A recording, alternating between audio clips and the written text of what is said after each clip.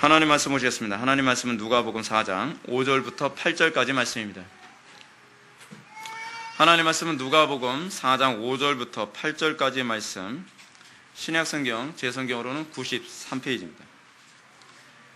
누가복음 4장 5절부터 8절까지 말씀 찾으셨으면 제가 봉독하겠습니다. 마귀가 또 예수를 이끌고 올라가서 순식간에 천하 만국을 보이며 이르되 이 모든 권위와 그 영광을 내가 네게 주리라. 이것은 내게 넘겨준 것이므로 내가 원하는 자에게 주노라. 그러므로 네가 만일 내게 절하면 다 내 것이 되리라. 예수께서 대답하여 이르시되 기록된 바 주 너희 하나님께 경배하고 다만 그를 섬기라 하였느니라. 아멘. 이 시간은 누가복음 34번째 강의가 되겠습니다. 오직 하나님께만 경배하라 라는 제목을 가지고 하나님 말씀 증거하도록 하겠습니다. 하나님께만 경배하라. 우리가 지금 예수님의 이 시험에 관한 이 사건을 살펴보고 있습니다. 우리가 이 성경을 항상 큰 그림으로 보는 것이 굉장히 중요하다고 했습니다. 우리가 강해 설교가 가지고 있는 어떻게 보면 좀 단점처럼 보여지는 부분이 있습니다. 그것이 뭐냐면 강해 설교는 성경을 부분을 해석하다 보니까 성경 부분을 해석하다 보면 나중에는 뭐를 잃어버리기가 쉽냐면 길을 잃어버리기가 쉽습니다. 그래서 여러분들이 항상 강해 설교를 들을 때 여러분들이 항상 무엇을 염두에 두어야 되냐면 이게 얼마나 큰 그림 안에서 내가 어느 정도 왔는가, 그걸 항상 볼 줄 알아야만 합니다. 요번에 내비게이션이 업그레이드 돼서 그 올레 내비라고 있지 않습니까? KT에서 제공하는 올레 내비를 이렇게 딱 보면 올레 내비가 참 재미있는 게 바로 그겁니다. 내비게이션은 내비게이션을 켜놓고 운전하면서 가다 보면 내비게이션 자체는 뭘 보여줍니까? 여기서 어디로 가야 되는지 그 지엽적인 부분을 보여줍니다. 근데 밑에 부분은 뭘 보여주냐면 전체 구간의 라인을 보여줍니다. 그래서 지금 어디까지 왔는가를 보여주는 거예요. 한 중간쯤 왔나? 목적지에 거의 도달했는가? 이제 출발한 지 얼마 안 됐나? 그 라인을 보여주지 않습니까? 우리가 소위 성경을 보는 안목은요, 항상 그런 관점이 필요합니다. 우리가 성경을 볼 때 마치 내비게이션을 보는 것과 같은 그런 관점에서 성경을 볼 수 있어야만 합니다. 내비게이션에서 이 한 지역을 볼 때는요, 조금이라도 그 부분에서 시선을 잘못되게 되면 길을 잃어버리죠. 그러면 재탐색에 들어가야만 합니다. 마치 우리가 성경을, 강해 설교가 가지고 있는 특징이 뭐냐면 강해 설교는 누가복음 1장부터 마지막 장이라고 하는 전체를 강의하지만 이 전체를 강의하는 가운데서도 이 내비게이션이 지금 어디쯤에 있는가, 그리고 그 중에서 우리가 어느 길로 제대로 가고 있는가, 가고 있지 못하는가를 항상 바라봐야만 합니다. 그것을 바라보려면 무엇이 필요합니까? 어디서 출발했고 어디로 가고 있는가에 관한 소위 출발과 목적지에 대한 의식이 분명했을 때 길을 잃어버리지 않는 것이죠. 우리가 지금 이 예수님의 이 시험 사화, 이 시험 사건이 어떤 흐름에서 있는지를 다시 한번 염두에 두십시오. 예수님의 시험 사건은 지금 예수님의 공생의 사역 이전에 이루어지고 있습니다. 또한 예수님의 이 시험 사건은 예수님께서 광야에서 세례를 받고 난 다음에 일어난 일입니다. 그래서 첫 번째 예수님의 시험이 어떤 시험이었습니까? 예수님 광야에서 40일간 금식을 하고 난 다음에 예수님께서는 첫 번째 시험을 받으셨는데 그 첫 번째 시험은 광야 같은 세상을 살아가는 성도가 이 땅에서 시험을 받을 때, 여기서 시험은 뭐예요? 템테이션이 아니라 유혹이 아니라 테스트죠. 누구한테 시험을 받는 겁니까? 겉으로 보기에는 이 표면적으로 봤을 때는 누구한테 시험을 받는 거예요? 마귀에게 시험을 받는 것처럼 보이지요. 근데 지금 흥미로운 것이 무엇입니까? 예수님이 마귀에게 시험을 받는 것처럼 보이지만 예수님은 성령에 충만하여 성령에 이끌려서 지금 시험을 받고 있는 것입니다. 지금 예수님이 잘못해서 시험을 받는 것은 아닙니다. 그럼에도 불구하고 왜 예수님은 광야에서 이런 시험을 받으셨습니까? 그 부분에 관해서 우리는 신명기 사건을 통해서 우리는 살펴보게 됩니다. 신명기 8장 2절은 뭐라고 얘기합니까? 우리가 어떠한가, 우리의 마음이 어떠한가를 드러내시기 위해서 하나님께서는 우리에게 시험을 하신다라고 얘기합니다. 우리가 예상하지 못한 낮아짐과 주림과 고통을 당할 때 우리는 비로소 거기서 무엇을 입증해야만 합니까? 사람이 떡으로만 살 것이 아니요 하나님의 입에서 나오는 말씀으로만 살 것이다 라고 하는 것을 우리는 입증해야만 합니다. 신앙 고백은 무엇입니까? 신앙 고백은 말로만 하는 것이 신앙 고백이 아닙니다. 우리가 사도신경을 우리가 암송을 하지 않습니까? 새신자로 이제 등록하게 된다고 하면 8주 과정을 거쳐서 우리 교회에서 새신자 예비교육으로 사도신경을 배웁니다. 사도신경을 배우는 건 신앙 고백을 지식적으로만 배우라는 것이 아니라 삶 속에서 이렇게 고백해야 된다는 겁니다. 우리가 입으로는 내가 예수님 믿습니다. 내가 입으로는 내 하나님 사랑합니다. 뭐 말로는 뭘 못합니까? 돈, 뭐 세금 걷는 것도 아닌데요. 그렇지 않아요? 근데 중요한 것이 무엇입니까? 우리의 삶 속에서 정말 하나님께서 낮추시고 하나님께서 우리를 줄이실 때 우리가 참으로 정말 믿는다고 고백할 수 있겠느냐? 하나님께서 그렇게 우리를 저울질하는 것이죠.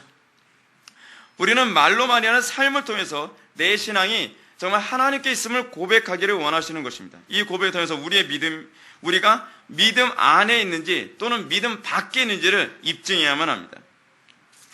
그러나 우리가 이렇게 광야 같은 세상에 살아가는 가운데 하나님의 낮추심과 줄이심이라는 이 시험을 만나게 됐을 때 우리에게 필요한 것은 무엇입니까? 결단력입니까?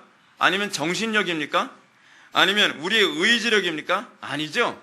하나님께서 우리가 시험을 받을 때 우리에게 필요한 것이 뭐라고 얘기합니까? 솔라 피데, 오직 믿음. 주님께서 우리에게 요구하는 건 믿음입니다. 이 믿음 교리가 잘못돼가지고 자꾸 의지 교리하고 헷갈리고 있습니다. 우리에게 필요한 게 의지라고 생각하면 안 됩니다. 여러분들이 의지를 사용하려고 하면 또는 여러분들의 결단력을 사용하려고 한다면 여러분들은 반드시 실패해야만 하고 또 실패할 수밖에 없습니다. 실패하지 않으면 안 됩니다. 왜 그런지 아십니까? 여러분들이 의지를 사용해서 여러분들이 승리하게 되면 여러분들은 믿음을 사용하는 데는 바보가 되어버리기 때문에 그렇습니다. 여러분들의 의지나 결단력을 통해서 여러분들이 믿음을 지켰다라고 한다면 여러분들은 어떤 현상이 나타나는지 아십니까? 여러분들은 내 신앙을 가지고 다른 사람을 정죄하게 되어 있습니다. 너희가 그 은혜로 인하여 믿음으로 말미암아 구원을 얻었나니 이것이 너희에게서 난 것이 아니 하나님의 선물이라. 행위에서 난 것이 아니니 이는 뭐하지 못하게 아무도 자랑하지 못하게 하려 함이라. 바리새인들의 문제가 무엇입니까? 바리새인들은 율법을 지키되 믿음으로 지킬 줄은 몰랐습니다. 바리새인들은 율법을 지키되 의지로 지키는 사람들이었습니다. 그게 안 지켜져야 되거든요. 안 돼야 됩니다. 그래야 내 힘으로 안 되는구나. 나는 무능하구나. 나는 그리스도만 의존해야 되는구나. 나는 성령님만 의존해야 되는구나. 뭐 그렇게 나오는 것이죠. 그래야 말씀대로 살지 못하는 사람들을 봤을 때 어떻게 해요? 저거 손가락질하는 것이 아니라 긍휼로 바라보게 되어 있지요. 저에게 믿음이 없으니 하나님, 나도 믿음이 없으면 수시로 무너지지만 내가 믿음으로 주님의 은혜 아래 있을 때 내가 승리했습니다. 저 사람에게도 필요한 것은 의지가 아니고 또는 결단력이 아니라 믿음이라는 것을 압니다. 저 사람에게 믿음을 부어주십시오. 소위 긍휼히 여길 줄 아는 그런 안목이 열리는 것입니다. 그러므로 매 순간순간마다 어려움이 있을 때 우리는 의지나 결단력을 사용하는 것이 아니라 믿음을 사용하는 법을 배워야만 합니다. 주님께서 광야 같은 세상을 살아가는 가운데 드러내시고자 하시는 것은 우리 마음속에 그리스도가 계신가 아니 계신가를 우리들에게 입증하기 원하시는 것이지, 그래 너희들이 얼마나 결단력이 대단하냐, 너희가 얼마나 정신력이 대단하냐, 너희들이 얼마나 이 의지력이 대단하냐, 그걸 저울질하기 위해서 우리들에게 이런 시험을 하시는 것이 아닙니다. 매번 하나님께서 여러분들이 잘했든 잘못했든 그것과 관계없이 여러분들에게 어려움을 주시는 이유가 뭐냐면 너희 속에 그리스도가 있는가, 너희 속에 믿음이 있는가, 너희 속에 성령이 거하시고 계시는가, 그걸 입증하기 위한 것입니다. 여러분들의 마음이 어디에 있는가, 그걸 입증하기 위해서입니다. 여러분, 만약에 똑똑한 사람만 우리가 신앙생활 잘할 수 있고, 결단력 대단한 사람만 신앙생활 잘할 수 있고, 의지력 강한 사람만 신앙생활 잘할 수 있다고 얘기한다면 천국에는 정말 똑똑한 사람, 결단력 강한 사람, 뭐 그런 사람들만 무수하게 다 모여 있겠죠. 지옥은 그럼 어떤 사람들만 다 있겠습니까? 무능한 사람들, 머리 나쁜 사람들, 그리고 이 정신력 약한 사람들, 결단력 없는 사람들, 그 사람들만 다 지옥에 있겠죠. 그렇게 생각하면 곤란합니다. 우리가 좀 어리석다고 하는 무디 같은 사람도 천국 백성입니다. 그러나 정말 이 역사 안에서 위대하고 똑똑했다고 하는 알버트 슈바이처 같은 사람은 지옥에 갔습니다. 왜 그렇습니까? 신앙이라고 하는 것은 결단의 문제나 지식의 문제나 어떤 능력의 문제가 아니라 믿음의 문제라는 겁니다. 그럼 믿음은 무엇입니까? 은혜의 문제입니다. 내가 대단해서 믿음을 가지고 있는 것이 아니라, 내가 결단해서 믿음을 갖게 된 것이 아니라 하나님께서 그 은혜로 말미암아 우리에게 믿음을 주신 겁니다. 그래서 믿음은 뭐예요? 은혜입니다. 은혜예요. 그래서 우리가 하나님의 말씀대로 살기 위해서 우리에게 필요한 것은 무엇입니까? 은혜를 구하는 것이죠. 은혜를 구한다는 것은 무엇을 의미합니까? 믿음을 구하는 겁니다. 내가 무능하오니 나의 무능함을 통찰하여 주시사. 하나님께서 나에게 은혜와 긍휼을 베풀어서 믿음으로 이 세상을 살아나가되, 믿음이 뭐름이에요? 예수 그리스도의 승리에 연합하게 해달라는 것입니다. 예수님께서 광야에서 승리하신 그 승리는 어떤 승리인지 아십니까?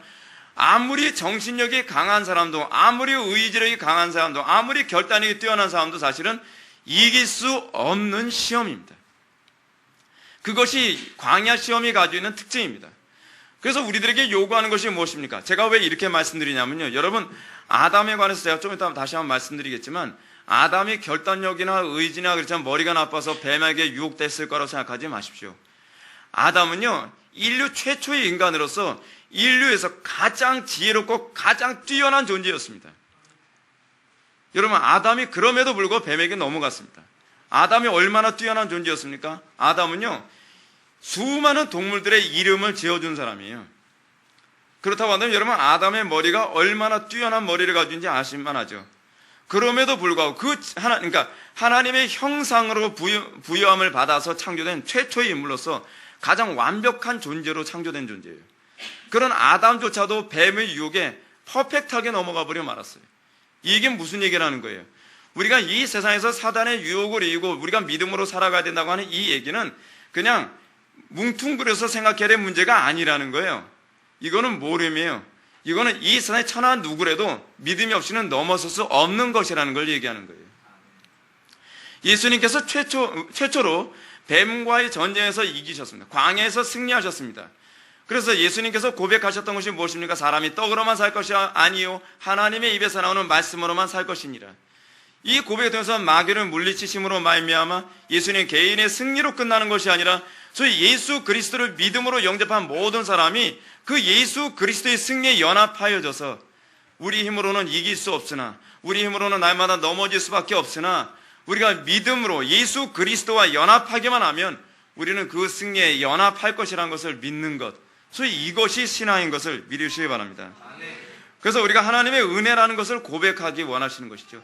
우리가 무엇을 이겼을 때 내가 이렇게 했더니, 우리가 자꾸 사람들이 문제가 되는 게 뭡니까? 내가 이렇게 했더니 사람들 많이 전도했더라, 이렇게 했더니 되더라, 이렇게 했더니 되더라.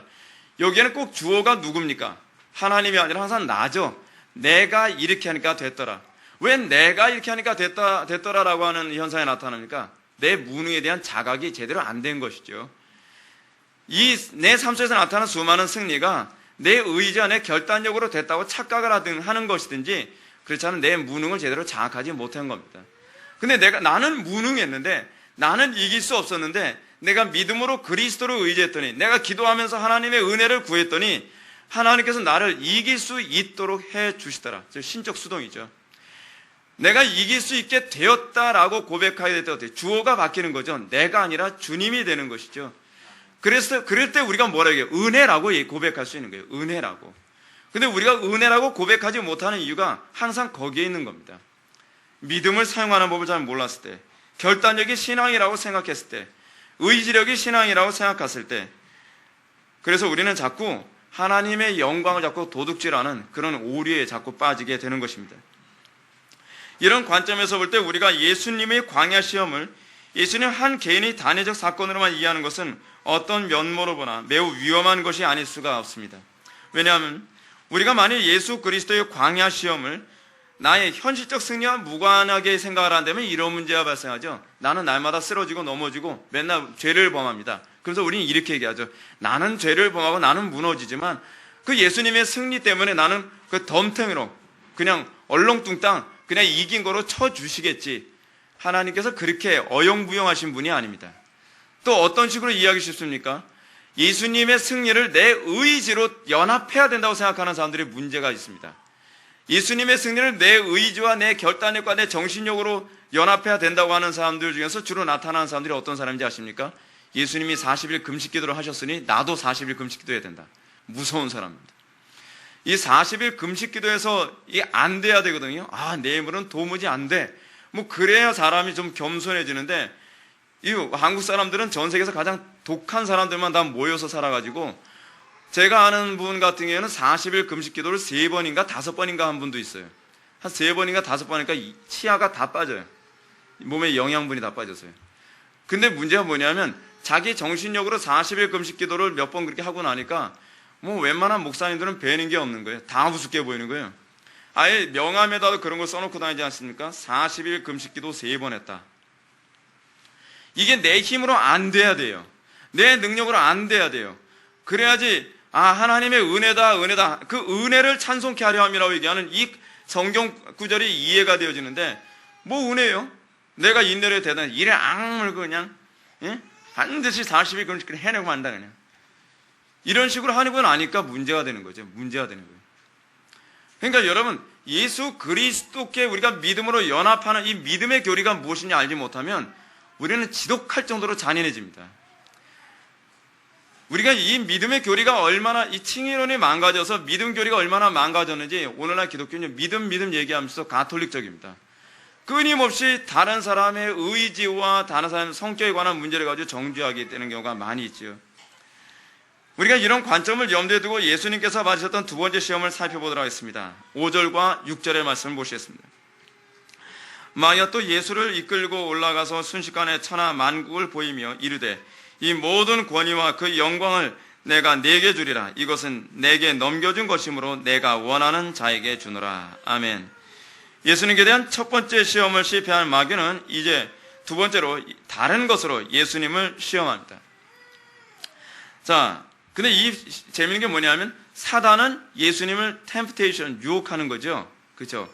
근데 하나님은 이 유혹을 통해서 뭐라고 계시는 겁니까? 테스트하고 계시는 겁니다. 이게 아주 묘한 방식입니다.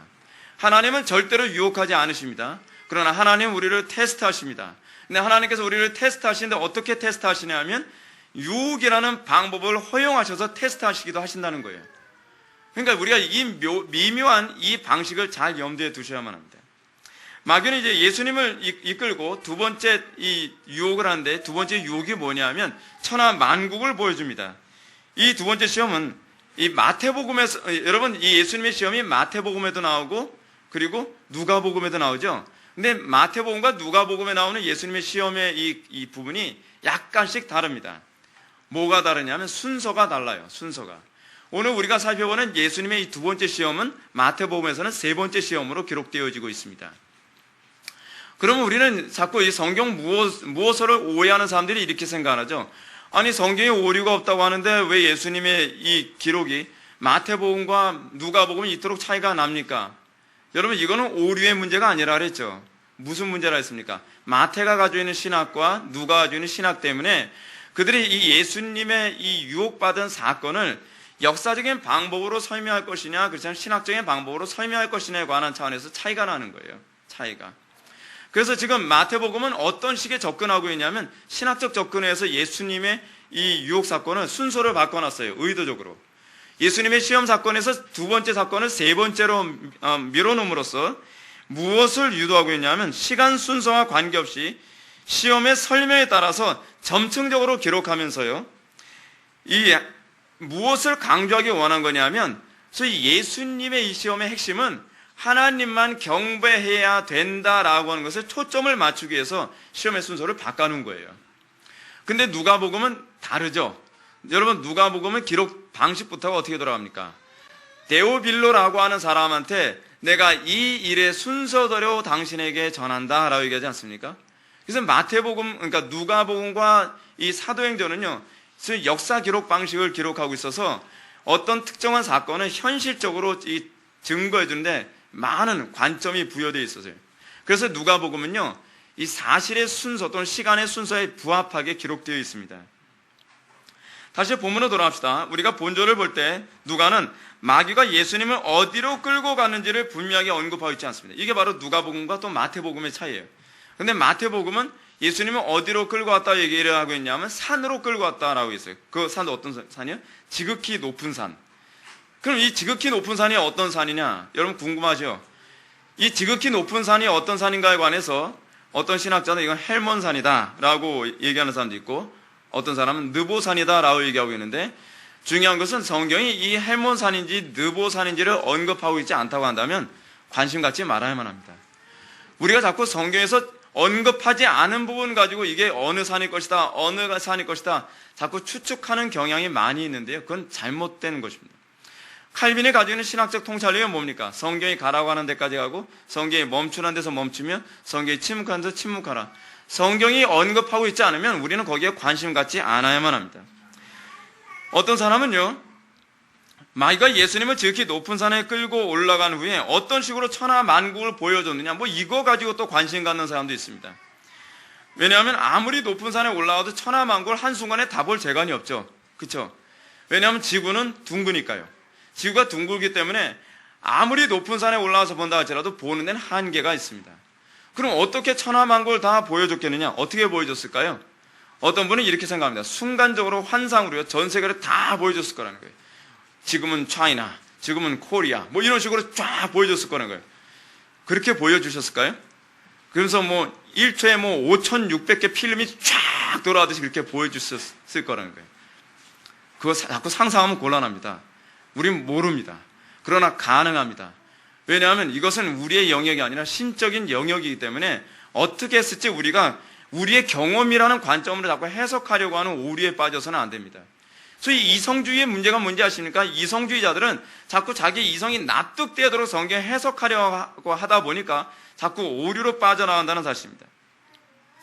저는요, 이런 다양한 주장과 추정에 대해서 어떤 입장을 가지든 저는 크게 관심이 없습니다. 왜냐하면 이것은 성경이 언급하고 있지 않을 뿐만 아니라 성경의 관심사가 아니기 때문에 그렇습니다.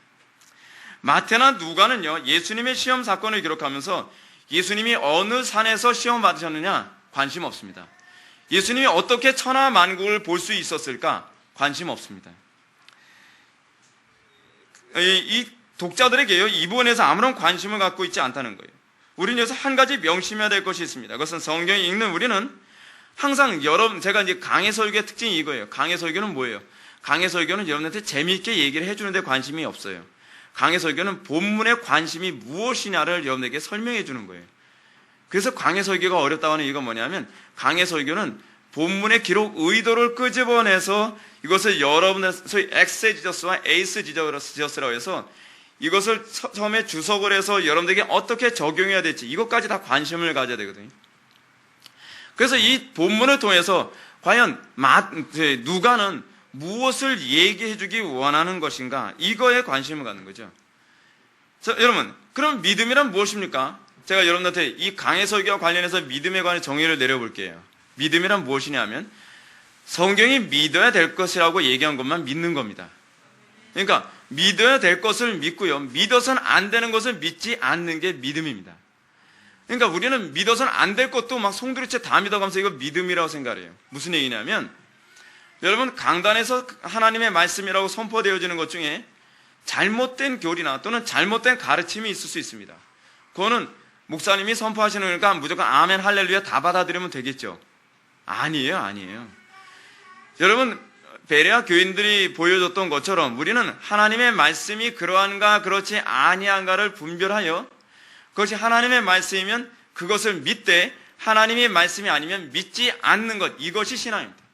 믿는 것만 신앙이 아니라 믿어서는 안 되는 것을 믿지 않는 것도 신앙입니다. 반대로요, 성경이 관심을 갖는 거에만 관심을 갖고 성경이 관심 갖지 않는 것에 관심을 갖지 않는 것도 신앙인 것을 믿으시기 바랍니다. 그래서 어떤 사람은 간혹 가다가 창조 이전에 지옥이 있었나요? 없었나요? 자꾸 이제 성경에도 기록되어 있지 않은 거 자꾸 관심 갖는 사람들 많이 있지 않습니까? 그러니까 칼빈이 어떤 사람이 칼빈한테 그 질문하니까 칼빈이 나무를 깎다가 그랬다 그러잖아요. 칼빈 선생님, 창조 이전에 지옥이 있었나요? 없었나요? 그러니까 칼빈이 나무 깎다가 머리를 딱 때리면서 하는 소리가 그랬다는 거 아니에요. 야, 너같이 쓸데없는 것에 관심 갖는 놈 창조 이전에 하나님은 뭐 하셨나요? 라고 이제 질문을 던졌다 그랬죠. 창조 이전에 하나님은 뭘 하셨나요? 그러니까 칼빈이 머리를 딱 때리면서 하는 얘기가, 너같이 성경에도 없는 거에 대해서 관심 갖는 놈들 지옥 보내려고 지옥 만들으셨다 이놈아. 소위 조크식으로 이제 그런 얘기가 다 있는데, 우리는 성경이 관심 가져서는 안 되는 것에 관심을 갖는, 여러분 생각해 보십시오. 우리는 성경에 관심 갖는 것만 관심을 가져도 시간이 없습니다. 성경에 관심 갖는 것만 관심을 갖는다고 하더라도 우리는 그 에너지를 당해낼 수가 없습니다. 근데 왜 우리는 성경에 관심 갖지 않는 것에 그토록 관심이 많습니까? 자유주의 신학자들의 문제가 뭔지 아십니까? 자유주의 신학자들은 성경에 관심이 없는 것에 가지고 자꾸 건드려가지고 자꾸 성경을 괴상하게 만들어버리는 게 문제라는 겁니다.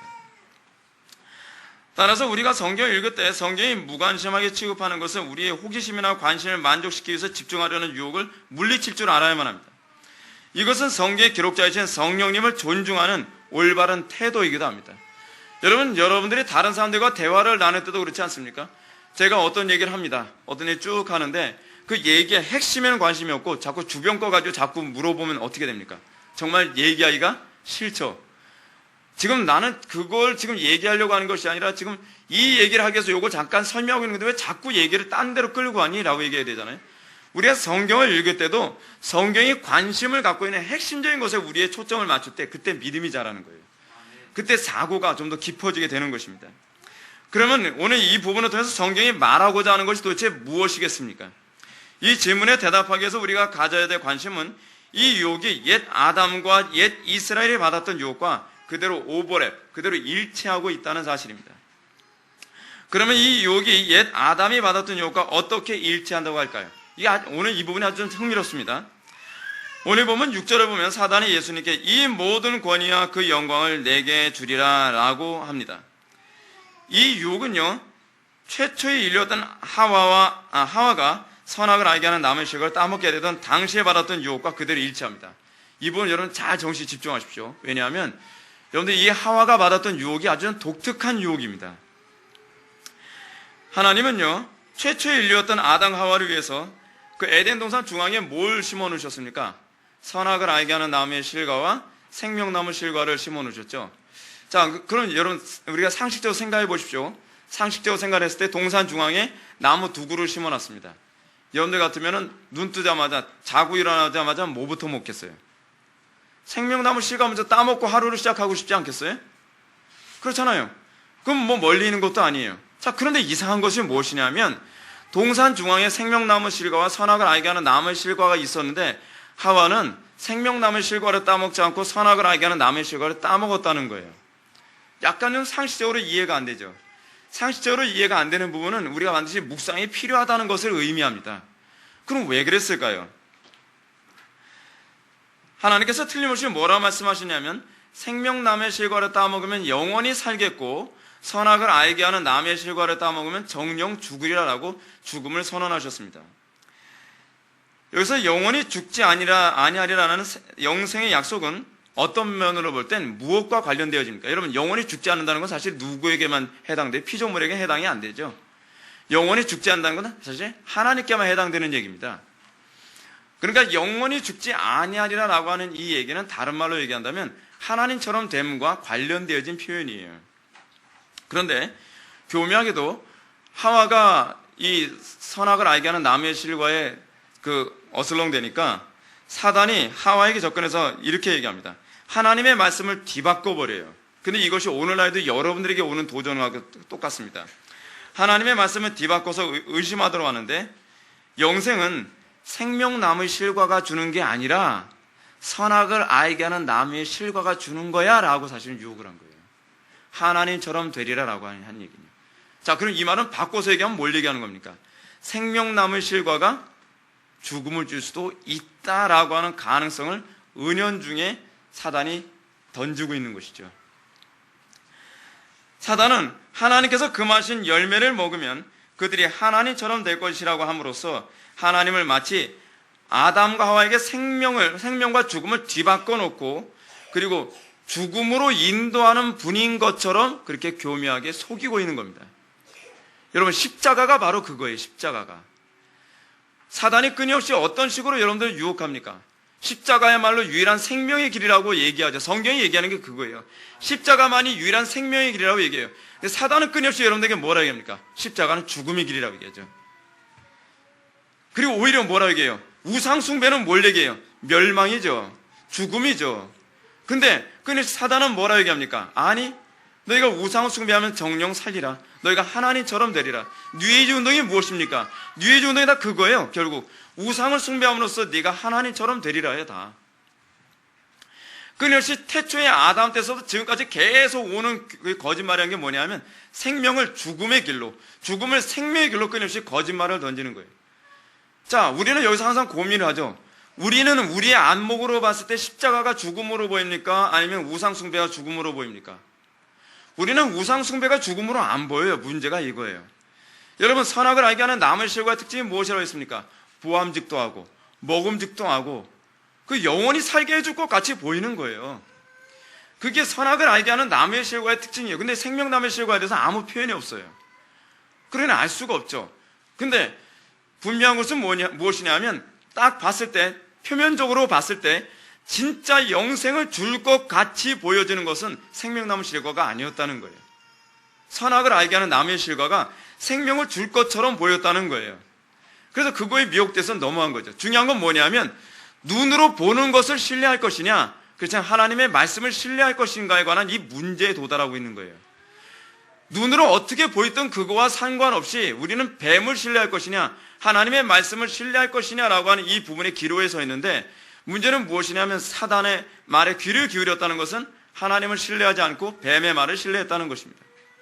뱀의 말을 신뢰했다는 것은 곧 무엇을 의미하느냐, 하나님께 대한 숭배, 하나님께 대한 예배를 포기해버리고 뱀을 숭배하기로, 뱀을 예배하기로, 다시 한다면 사단을 나의 예배자로 섬기기로 선언하는 것입니다.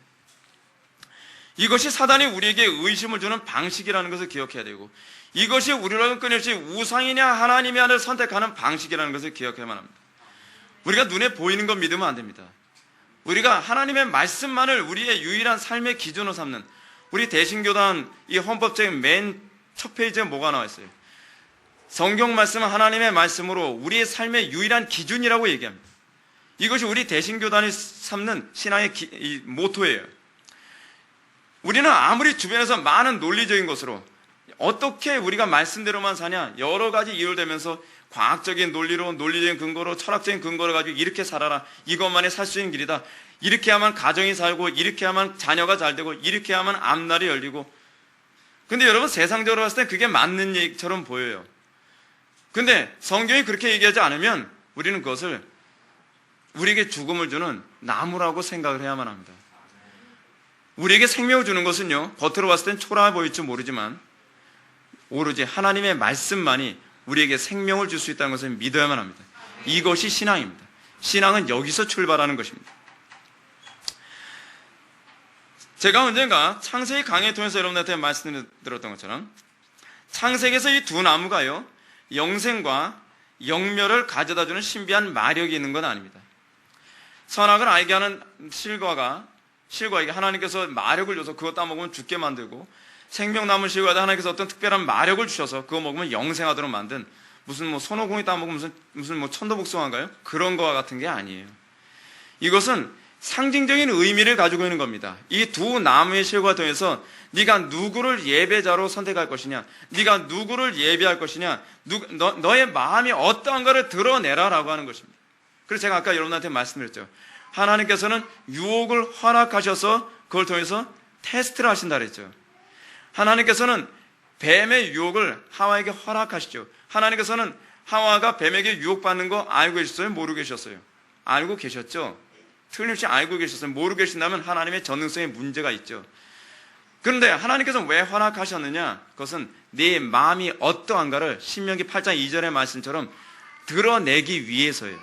네가 진심으로 하나님을 예배하기 원하느냐, 그렇지 않으면 네가 사단을 예배할 것이냐를 결정하라는 것입니다.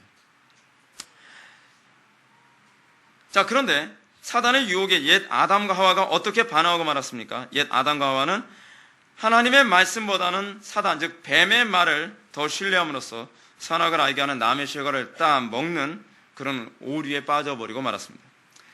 다시 말해서 영생에 참여하려는 선택을 하나님의 방식이 아닌 사단의 방식으로 추구한 것입니다. 근데 문제는 뭐예요? 사단의 말은 거짓말로 들통나고 말았죠. 선악을 알게 하는 남의 실과를 따먹었더니 영생이 주어졌어요? 안 주어졌어요? 안 주어졌죠. 오히려 영원히 죽게 되었죠. 하나님의 말씀이 옳았습니다. 우리가 이 믿음이라고 하는 것이 바로 그겁니다. 믿음이라고 하는 것은 하나님의 전인격에 대한 신뢰거든요. 하나님께서 말씀하셨다고 한다면 내 상식과 내 경험과 충돌이 일어난다 할지라도 그것이 하나님의 말씀이기 때문에, 그것은 내 이성이 납득되기 때문이 아니라 그분 인격을 신뢰하기 때문에 우리가 믿고 따르는 것입니다. 이런 이 아담과 하와의 행위는 결국 오늘 본문의 말씀과 연결해서 이해한다면 사단에게 절을 하기만 하면 천하 만국을 얻도록 해주겠다는 것과 그대로 일치하죠. 예. 사단의 말에, 저 뱀의 말에 굴복하기만 하면, 그것을 받아들이기만 하면 마치 영생이 주어질 것이라고 속였던 것처럼 오늘 본문에서도 예수님을 속였던 것도 동일한 방법으로 속였던 것입니다. 이것은 계속적으로 우리들에게 오는 유혹의 방식이에요. 그리고 이 마지막 때에, 이 주님의 재림이 점점 가까이 오는 이 마지막 때에는 더욱더 이 방법이 활기를 치고 있지요. 근데 어떻게 활기를 쳐요? 요한계시록의 방식을 보면 용이 짐승에게 능력을 줘서 하늘에서 불을 내려 하면 불을 내리고 온갖 기사와 이적이 다 나타나죠. 여러분, 기사와 이적이 나타나면 어떻습니까? 실제로 생명 줄 것 같죠? 실제로 거기에 생명이 있는 것 같죠? 근데 우리는 뭘 믿는 거예요? 눈에 보이는 기사와 이적과 표적을 믿는 거예요? 아니면 말씀을 믿는 거예요? 말씀을 믿는 거예요. 그게 신앙이에요. 기사와 이적 믿는 게 신앙이 아니에요. 근데 사단은 우리라고 마치 자기가 생명을 줄 수 있는 존재인 것처럼 속이기 위해서 이제는 마지막 때는 기사와 이적까지 동원해서 자기가 마치 영생을 줄 수 있는 존재인 것처럼 그렇게 속인다는 것입니다. 거기에 속아 넘어가면 안 돼요. 이런 유혹의 방식이 광야의 이스라엘 백성들에게도 그대로 나타납니다. 출애굽기 32장을 보면 어떤 사건이 나옵니까? 금송아지 사건이 나오죠. 아주 유명한 사건입니다. 근데 이 금송아지 사건도 여러분들이 너무 이 이스라엘 사람들 쉽게 정죄하지 마십시오. 이 묵상을 해보면 이 사람 정말 불쌍히 여겨야 될 사람입니다. 모세가, 여러분 모세 나이 당대 몇 살이었죠? 80세 노인입니다.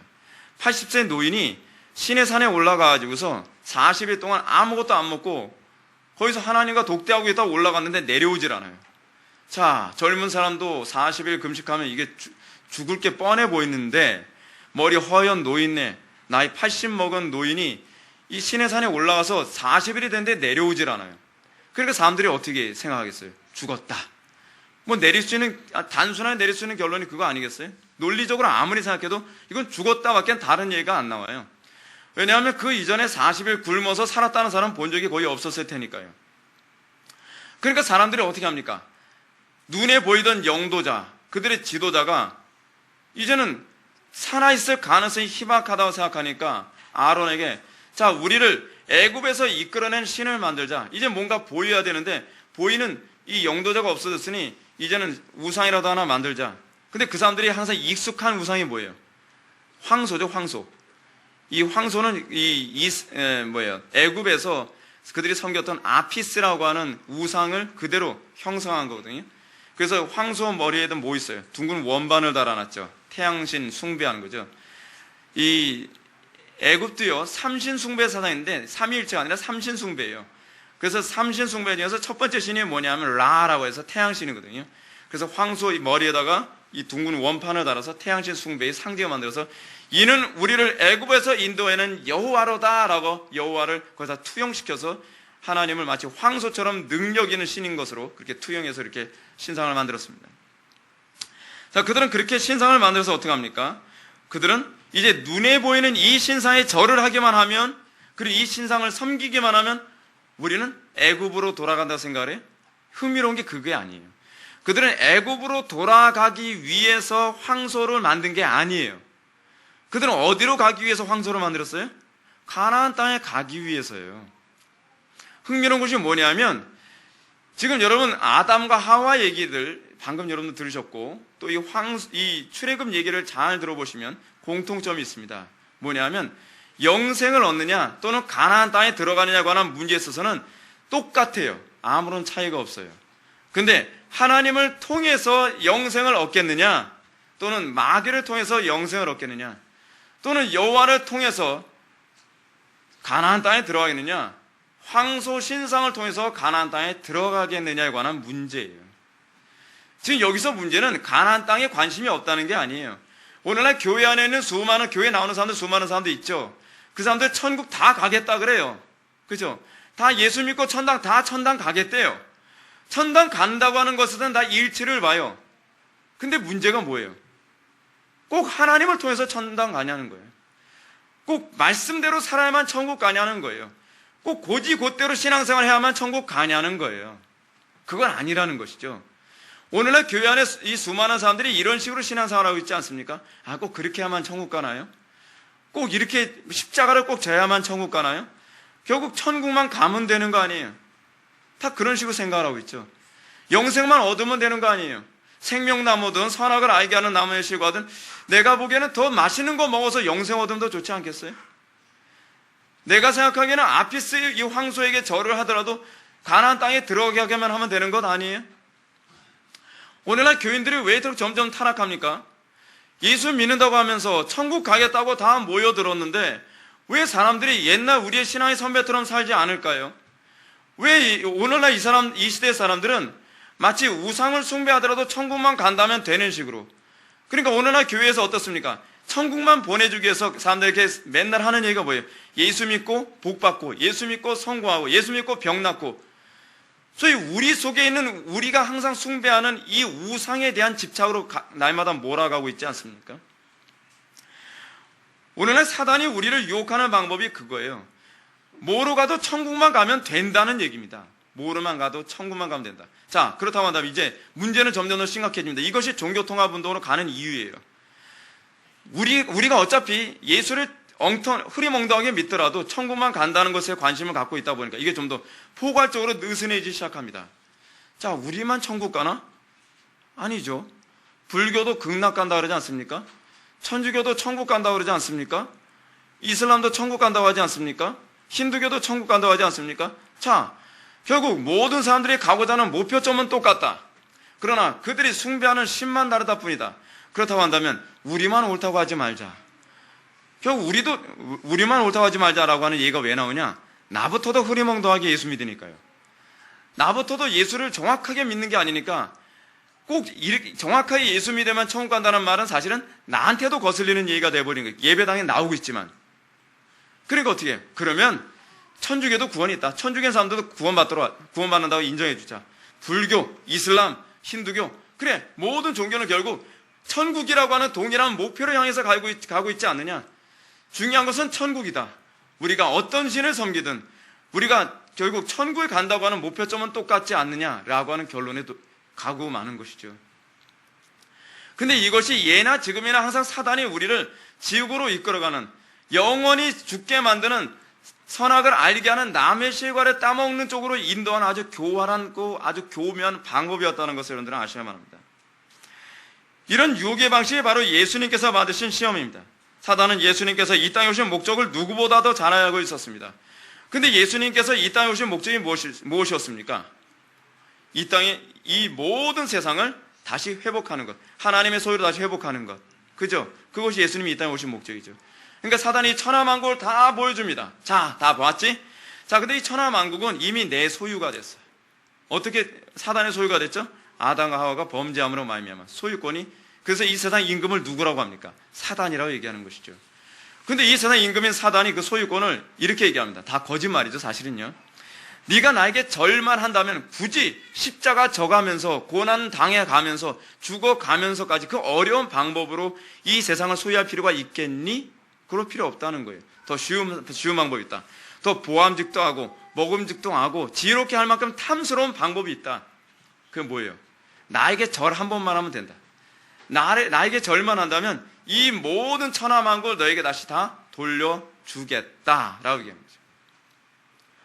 중요한 것은 천하만국을 소유하는 것 아니니, 중요한 건 수단이 아니야. 중요한 것은 저것이 아니니, 저 목적만 네가 소유한다면 어떤 방법을 사용해도 되는 것 아니야? 옛 아담에게 했던 방법, 그리고 옛 이스라엘에게 했던 방법을 동일하게 예수님에게도 다시 사용하고 있는 겁니다. 자, 근데 문제는 여기 있습니다. 우리는 이 유혹의 핵심이 어디에 있는가를 알아야 돼요. 우리는 이 유혹의 핵심이 어디에 있다고 생각합니까? 대부분의 사람들이 이렇게 생각합니다. 이 유혹의 핵심은 목적을 위해서는 수단은 중요하지 않다라고 생각하고 있다는 거예요. 근데 이 유혹의 핵심은 거기에 있지 않습니다. 이 유혹의 목적은 목적을 위해서 수단을 정당화할 수 있다는 것이 아니라 사단은 목적과 수단을 바꿨다는 겁니다. 목적이 뭐예요? 예배예요. 예배. 그리고 수단이 뭐예요? 영생이에요. 우리가 자꾸 착각하는 게 그거예요. 여러분, 우리 피조물의 진정한 목적이 무엇입니까? 영생이 목적이 아니에요. 하나님께서 왜 아담과 하와에게 영생을 약속하셨는지 아십니까? 그것은 영원한 경작자로 삼는, 하나님의 영광을 위하여 사는 영원한 존재가 되게 하기 위한 거예요. 목적은 누구를 예배할 것이냐가 진정한 목적이지 구원 또는 영생의 목적이 아니에요. 하나님께서 왜 여러분들을 구원하셨습니까? 하나님께서 왜 여러분들을 성령으로 거듭나게 하셨습니까? 그것은 하나님의 영광을 위하여 사는, 그리고 선한 일에 열심내는 친백성이 되게 하기 위해서예요. 근데 우리는 하나님의 영광 위에 열심내는 건 관심 없죠. 우리는 뭐만 관심 있어요? 영생만, 천국만 간다면, 구원만 받는다면 아멘 할렐루야죠. 이 시대 교회가 정말 사단의 이 노름에 쉽게 넘어가는 이유 중 하나 뭐냐 하면 목적과 그리고 수단이 바뀌어버렸다는 걸 전혀 눈치채고 있지 못하다는 것입니다. 아담과 하와에게 던진 이 질문은요, 결국 그거예요. 네가 하나님을 예배할 것이냐, 그렇지 않으면 사단을 예배할 것이냐에 관한 문제이지, 네가 영생이냐 지옥이냐에 관한 문제가 아니라는 거예요. 우리가 정말 하나님을 예배하기 위해서는 반드시 영생해야만 예배할 수 있어요. 자연인들은 하나님을 예배할 수 없어요. 전적으로 타락한 인간은 아무리 종교 형식을 그럴싸하게 갖다 놓는다 할지라도 하나님을 절대로 예배하지 못해요.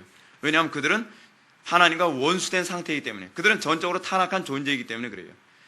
왜 여러분 개혁교회에서 끊임없이 회심을 왜 요구하고 있는지 아십니까? 한 영혼이라도 더 천국 보내기 위해서가 아니에요. 어차피 천국 가는 사람들은요, 우리 개혁교회가 보는 관점에서는 정해져 있다고 보는 거예요. 그걸 신적 작정이라고 하죠. 하나님께서 이미 구원받을 자와 구원받지 않을 자를 창세 이전에 이미 다 결정해 놓으셨다고 봐요. 그렇기 때문에 우리 개혁교회에서 접근하는 방식은 한 사람이라도 더 천국을 보내기 위해서, 한 사람이라도 지옥을 덜 보내기 위해서 애쓰는 것이 아니라 한 사람이라도 어찌하든지 하나님의 영광을 위하여 온전히 살도록 하는데 주로 초점을 맞추고 있어요. 근데 하나님의 영광 위에 사는 데서 전제가 뭐예요? 그들이 거듭나지 않고서는 하나님의 영광 위에 살고 싶지 않거든요. 그들은 거듭나기 전에는요, 결코 하나님의 영광에 관심이 없어요. 먹고 마시고 사고 팔고 내가 행복하게 사는 것밖에 관심이 없단 말이에요. 근데 거듭나고 나면, 소위 거듭났을 때 나타난 걸 뭐라 해요? 회심이라고 하죠. 회심이 뭐예요? 마음이 바뀌었다는 얘기거든요. 마음이 어떻게 바뀌었어요? 이제는 나를 위해서 살고 싶지 않고 하나님의 영광을 위하여 살고 싶은 마음으로 돌이켜진 거예요. 그리고 난 다음에 하나님의 영광 위에 살게 되는 것이죠. 궁극적으로 그래서 우리의 구원은 뭐를 위해서 구원을 받은 것인가? 우리는 예배자로 구원을 받은 거예요. 그것이 우리의 인생의 목적이에요. 예배는 수단이 아닙니다. 우리는 예배가 구원의 수단이라고 착각을 하는 경우가 많이 있습니다. 그래서 어찌하든지 한 명이라도 더 예배에 참석하려고 하는 이유가 뭐냐면 한 명이라도 더 천국 보내려고 착각하지 마십시오. 그래서 예배가 모독을 당하더라도 또는 예배가 본질에서 떠나더라도 앞에서 코미디를 하고 연예인들을 세우고 복음은 하나도 안 나오면서 앞에서 무슨 힙합 댄스 추고 온갖 불경건함과 향락과 유흥의 요소로 가득하고, 미국의 수정교회인가요? 지금 문 닫았죠. 수정교회 같은 경우에는 예배당 안에다가 오토바이 그 점프대까지 만들어 놓고서 한 명이라도 더 예배당에 와서 이 예배를 드리도록, 밀로 크릭이나 세드백 교회 같은 데에서는 어찌하든지 열린 예배라고 해서 예배를 사람들의 취향에 맞춰서 재미있게 또 낭만적으로 분위기 있게 그렇게 예배를 자꾸 만들려고 하고 있죠. 왜요? 예배가 수단이라고 생각하기 때문에 그래요. 근데 아니에요. 예배는 목적이에요. 예배는요, 모든 피조물의 목적이에요. 모든 피조물 중에서 하나님을 예배하지 않은 유일한 간악한 존재들이 있는데 그것이 바로 인간이란 말이에요. 그래서 하나님을 예배하도록 하기 위해서 복음이 필요한 거고, 그 예배를 통해서 거듭났을 때 진정한 예배가 이루어지는 거예요. 그것이 하나님께서 우리를 창조하신 목적이거든요. 이러한 사단의 교묘한 유혹 앞에서 예수님은 과연 무엇이라고 반응합니까? 사단이 뭐라고 예수님에게 유혹을 했어요? 마치 이렇게 유혹을 했죠. 예배를 마치 구원의 수단으로 여기면서 세상의 물질과 명예와 행복과 건강이라는 우상을 숭배하도록 하면서 이 우상에게 절하기만 한다면 모든 것이 다 내 것이 될 것이라. 얼마나 똑같습니까? 얼마나 똑같습니까? 오늘날 교회는 과연 무엇에 초점을 맞추고 있습니까? 하나님을 예배하도록 강단이 세워졌습니까? 아니면 재물을 섬기도록, 명예를 섬기도록, 행복을 섬기도록, 또는 병고침을 섬기도록, 그렇지 않으면 자기의 즐거움을 섬기도록 강단이 그 역할을 하고 있습니까? 오늘날 많은 설교들이 받는 유혹이 무엇이냐 하십니까? 사람들로 하여금 그들이 원하는 우상을 숭배하도록 설교를 하면 교인들이 얼마나 많이 모일 거라는 겁니다. 마치 내가 만일 내게 절하면 다 내 것이 될 것이라 라고 하는 이 개념이 그대로 적용되어지고 있습니다. 계속적으로 유혹을 받는, 목회자들이 받는 유혹은 그것입니다.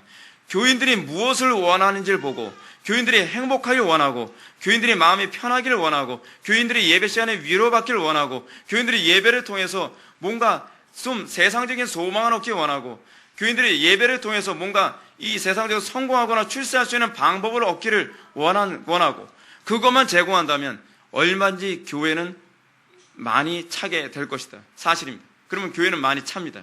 사람들이 그걸 좋아합니다. 저도 압니다. 그런데 그것은 사실은 사단을 대원하고 있는 것입니다.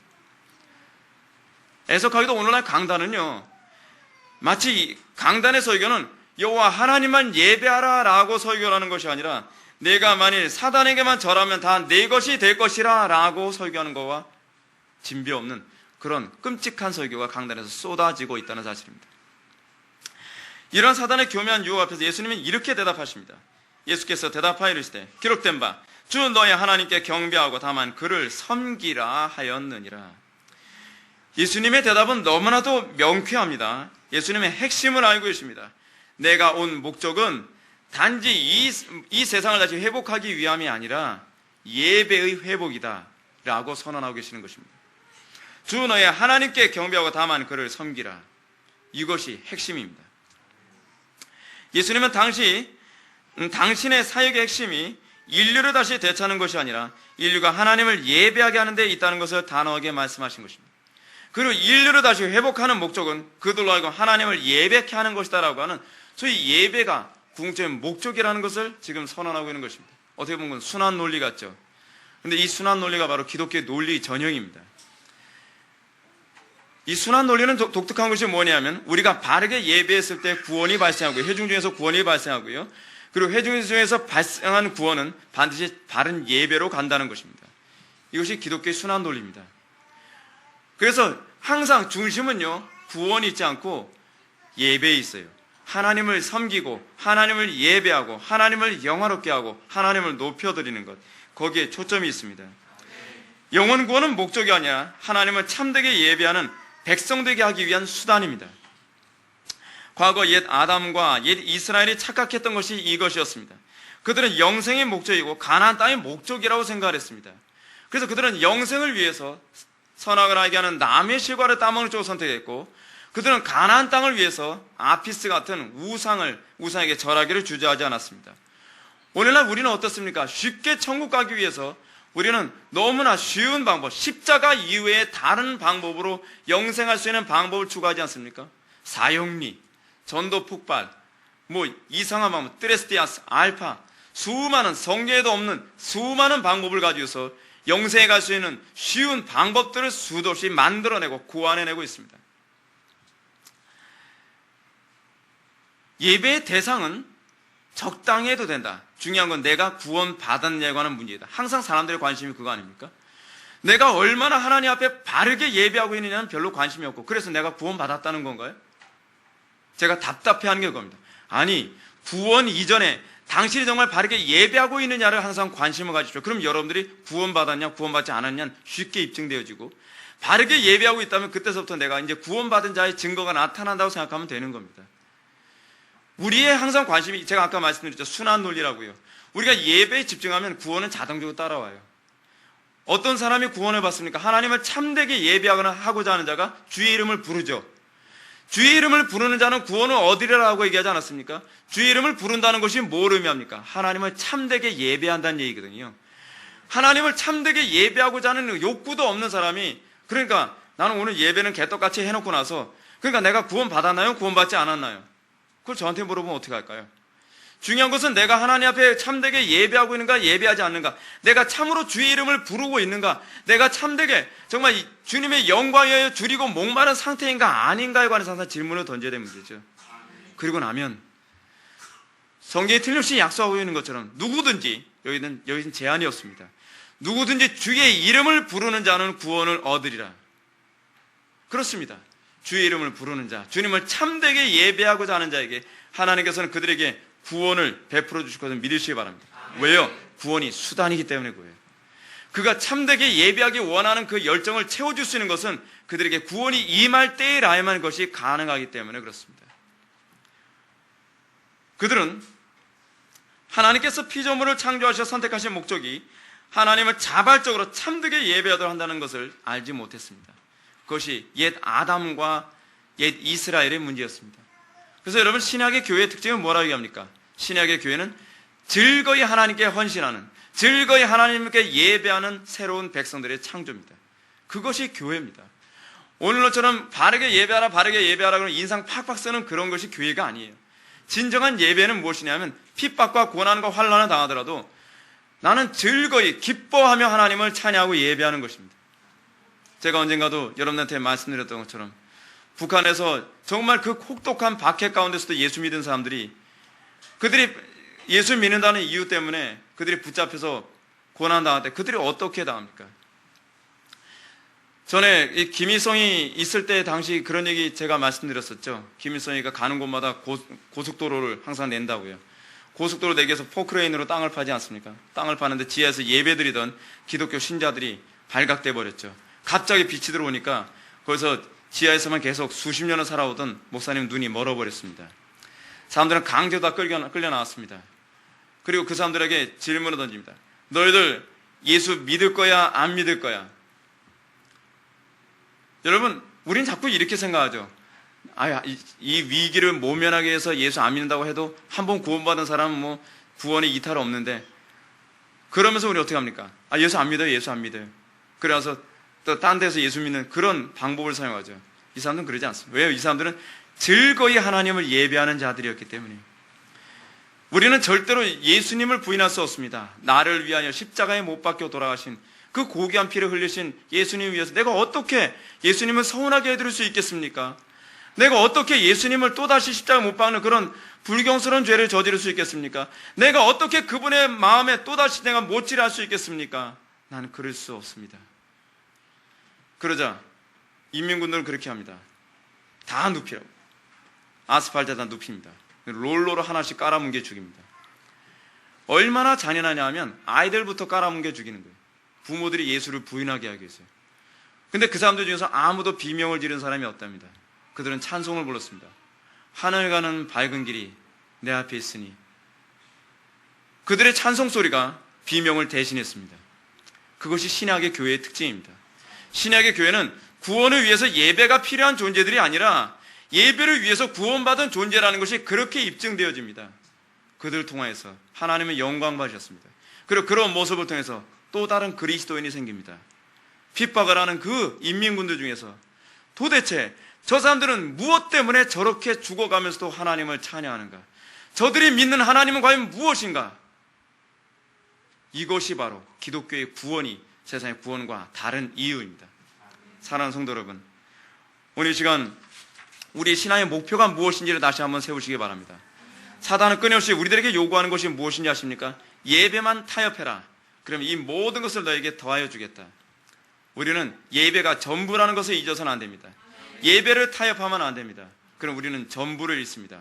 사단은 예배를 타협한 우리에게 이제껏 한 번도 이 전부를 준 적이 없습니다. 그것은 다 속임수였고 다 거짓말이었습니다. 사단이 준 것은 죄의 싹신, 사망밖에 준 것이 없습니다. 사랑하는 성도 여러분, 우리가 이 마지막 때를 살아가면서 믿음 지키는 유일한 방법이 있습니다.